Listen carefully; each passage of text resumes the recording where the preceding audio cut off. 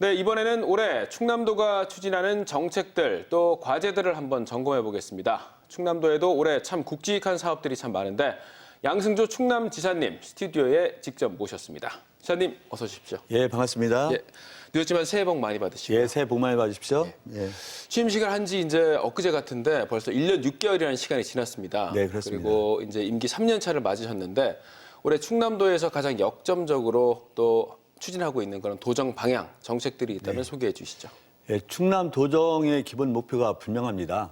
예, 저출산 문제를 풀어내기 위해서 아이 키우기 좋은 충남을 만들자는 것, 고령화 시대를 대비해서 어르신이 행복한 충남을 만들고, 또 사회 양극화를 해소해서 더불어 잘 사는 충남을 만들고, 가장 기업하기 좋고 미래 성장 동력 창출 충남도를 만들자, 이게 기본 목표인데요. 이런 4가지 목표를 시행해서 작년에 시행된 여러 가지 목표를 심화 발전시켰다는 것이 충남의 20년도 기본 목표입니다.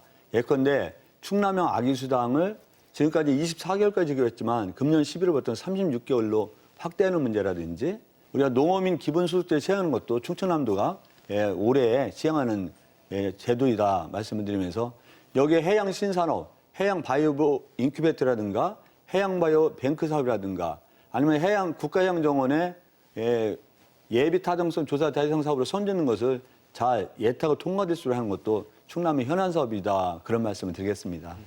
한편 지난해 충남도가 이뤘던 가장 큰 성과들 중에 화력발전소 조기 폐쇄를 또 끌어낸 것을 빼놓을 수가 없을 것 같은데 과정이 쉽지만은 않았다고 들었습니다.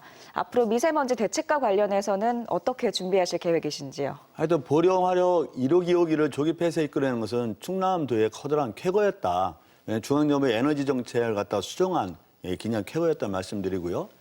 충청남도의 대기오염물질 배출에 대해서 대응이 몇 가지가 있는데요. 첫째는 충청남도가 대기오염물질 배출 허용 기준을 중앙정부보다 30% 강화된 것을 금년 4월 1일부터 시행을 합니다. 또 대기오염물질 다량 배출 업체와 20개 업체와 자율적 감축 협약을 맺어서 이대로 시행된다면 22년도 가면 2015년 대비 35.3%가 감축되고 이런 에너지 자율 감축 협약을 맺은 기업이 20개에서 100개 정도로 늘리는 것도 우리가 이 문제에서 적극 대응하는 방안이다. 이런 말씀을 드리고요. 특히 노후 경유차 운행 자연 문제라든지 조기 폐차 지원 문제도 우리가 꾸준히 시행할 것이다. 이런 말씀을 드리면서 하여튼 이 미세먼지라든가 대기오염물질 배출 문제에 대해서는 충청남도가 특별한 각오와 의지를 갖고 시행하겠다는 것이 충남 도정의 목표입니다. 이번에는 그 혁신도시 얘기 한번 해보겠습니다. 아무래도 이제 뭐 대전시도 그렇고 충남도 입장에서도 이런 혁신도시 지정이 가장 큰 또 이슈가 될 텐데 내포 신도시 활성화 문제도 또 중요하지 않습니까? 네네네. 이 문제와 연계해서 과연 올해 그 혁신도시 지정 가능성 좀 어떻게 보십니까?